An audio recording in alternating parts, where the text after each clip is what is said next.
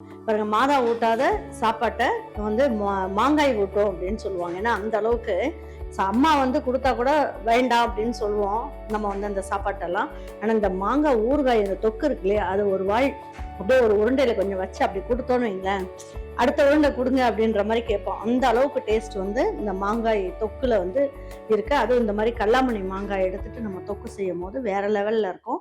இன்னைக்கு நான் வந்து என்ன பண்ணியிருக்கேன், இந்த மாங்காய் தொக்கு செய்யறதுக்கு நல்லா 4 மாங்காய் எடுத்திருக்கேன். இதை நல்லா தொடச்சிட்டு, நல்லா கேரட்லாம் துருவோம் இல்லையா, அந்த மாதிரி துருவறதில் வச்சு நம்ம துருவிக்கலாம். தோலெல்லாம் அப்படியே வந்து என்ன பண்ணணும், மேலே இருக்க ஈரத்தெல்லாம் வந்து தொடச்சி எடுத்துடணும். எடுத்துட்டு இந்த மாங்காய்க்கு வந்து வாசனையே இந்த தோல் தான்.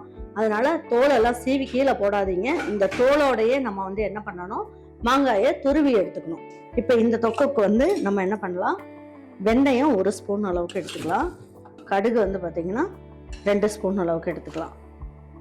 இதுலேயே 1 ஸ்பூன் அளவுக்கு நம்ம பெருங்காயம் எடுத்துக்கலாம்.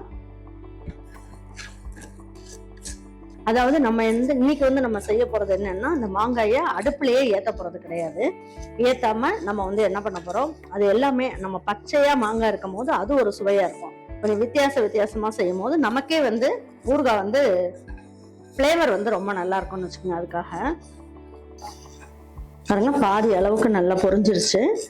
இப்போ வந்து என்ன பண்ணலாம் பாருங்க, இந்த மாங்காய் வந்து துருவுனது 4 கப் அளவுக்கு வந்திருக்கு. உப்புன்னு பார்த்தீங்கன்னா இந்த கப்புலயே 1/4 கப் அளவுக்கு உப்பு சேர்த்துக்கணும். இதையும் இதுலயே சேர்த்துடலாம்.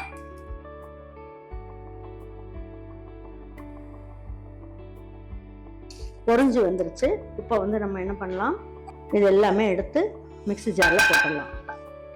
ஃபர்ஸ்ட் இதை வந்து நம்ம என்ன பண்ணலாம், பொடிச்சிட்டு வந்துடலாம். நல்லா பொடி அடிச்சு இந்த ஸ்டேஜில் நம்ம என்ன பண்ணலாம், இதுலேயே 3/4 ஸ்பூன் அளவுக்கு மஞ்சள் தூள், காஷ்மீரி சில்லி பவுடர், இது கலருக்காக தான், காரம் இருக்காது, 2 ஸ்பூன் அளவுக்கு சேர்த்துக்குங்க. உப்பு வந்து 1/4 கப் அளவுக்கு எடுத்தோம்.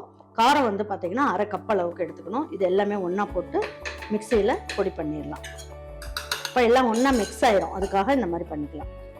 இதுலேயே நம்ம வந்து என்ன பண்ணுவோம், 1 கப் அளவுக்கு எண்ணெய் எடுத்துக்கலாம். நல்லெண்ணெய் எடுத்துக்கலாம், செக்கு நல்லெண்ணெய் எடுத்துக்கலாம். பாருங்க, இப்போ மாங்காய் வந்து திருவி வச்சிருக்கேன் இல்லையா, அந்த திருவி வச்ச மாங்காயை நல்லா அழுத்தி எடுத்தோம்னா இதில் 4 கப் அளவுக்கு வரும்.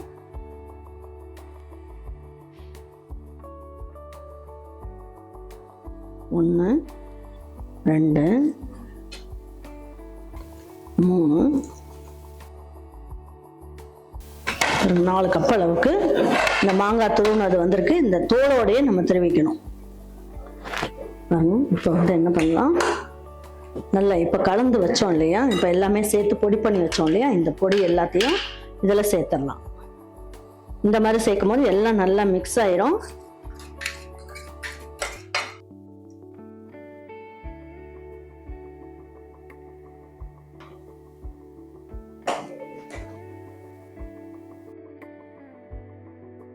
இந்த மாதிரி கலந்துட்டு நம்ம செய்யும் போது மாங்காயோட ஒரிஜினல் டேஸ்ட் அப்படியே கிடைக்கும், நமக்கு ரொம்ப நல்லா இருக்கும்.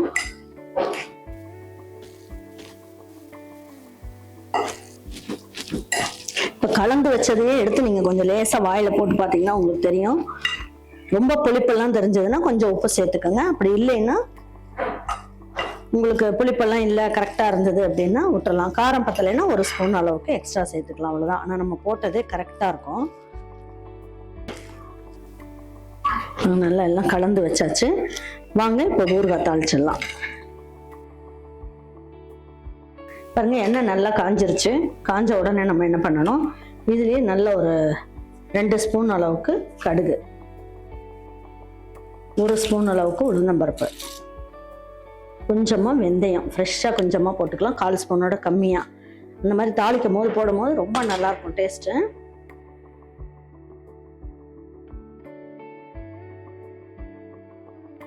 பாருங்க, இதுலயே நான் என்ன பண்ணியிருக்கேன், 1 கட்டி அளவுக்கு பூண்டு, இதை வந்து தட்டி எடுத்து வச்சிருக்கேன், இதையும் சேர்த்துக்கலாம். சேர்த்துட்டு 2 காஞ்ச மிளகா இதில் போட்டுருவோம். இப்போ ஸ்டவ்வை வந்து ஸ்லோ ஃப்ளேமில் வச்சுக்கலாம். இதில் 2 இனுக்கு கருவேப்பிலை. ஸ்டவ் ஆஃப் பண்ணிடலாம். இந்த பூண்டு எல்லாமே இந்த எண்ணெயிலேயே நல்லா பொரிஞ்சிட்டு கொஞ்சமாக மஞ்சள் தூள்,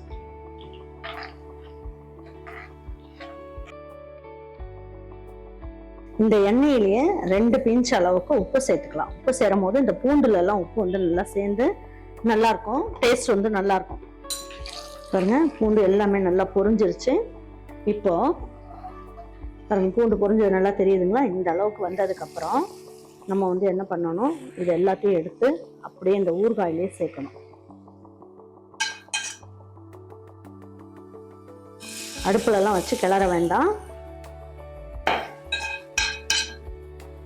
இந்த சூட்லயே நம்ம வந்து இந்த எண்ணெயை ஊற்றும் போது என்ன ஆகும், இந்த பச்சையா போட்டிருக்க அந்த மிளகாய் தூள், நம்ம அந்த மஞ்சள் தூள், இதோட மனம் எல்லாமே மாறி நல்லா இருக்கும். டேஸ்ட் நல்லா எல்லாம் ஒண்ணா சேர்ந்து நல்லா ஊறும், ரொம்ப நல்லா இருக்கும். இதை போட்ட உடனே எடுத்து சாப்பிட்றதுக்கு நல்லா இருக்கும். இந்த தொக்கு அப்படியே சாதத்துல போட்டு பிணைஞ்சு சாப்பிட்டாலும் அருமையா இருக்கும். நல்ல ஒரு சாம்பார் சாதம், தயிர் சாதம், ரசம் சாதம், இது எல்லாத்துக்குமே ரொம்ப நல்லா இருக்கும். வெரைட்டி ரைஸ்க்கும் ரொம்ப நல்லா இருக்கும்.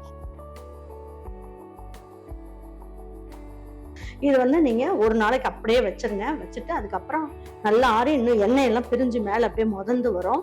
அதுக்கப்புறம் நாளைக்கு எடுத்து நீங்க பாட்டில்ல போட்டு வச்சுக்கோங்க. ரொம்ப அட்டகாசமா இருக்கும். இது வெளியிலயே வச்சுக்கலாம். வெளியில வச்சுட்டீங்கன்னா உப்பு, காரம், அதுக்கப்புறம் எண்ணெய், இந்த 3 மட்டும் கரெக்டா இருந்ததுன்னா எந்த ஊறுகாயுமே கெட்டே போகாது. ரொம்ப நல்லா இருக்கும். ட்ரை பண்ணி பார்த்துட்டு உங்க வீட்டில் இருக்கவங்களுக்கு பிடிச்சிருந்ததுன்னா லைக் பண்ணுங்க, ஷேர் பண்ணுங்க, சப்ஸ்கிரைப் பண்ணுங்க, மறந்துடாம கமெண்ட்ஸ் பண்ணுங்க. தேங்க்யூ ஃபார் வாட்சிங் ஈரோடு அம்மாச்சி சமையல். தேங்க்யூ.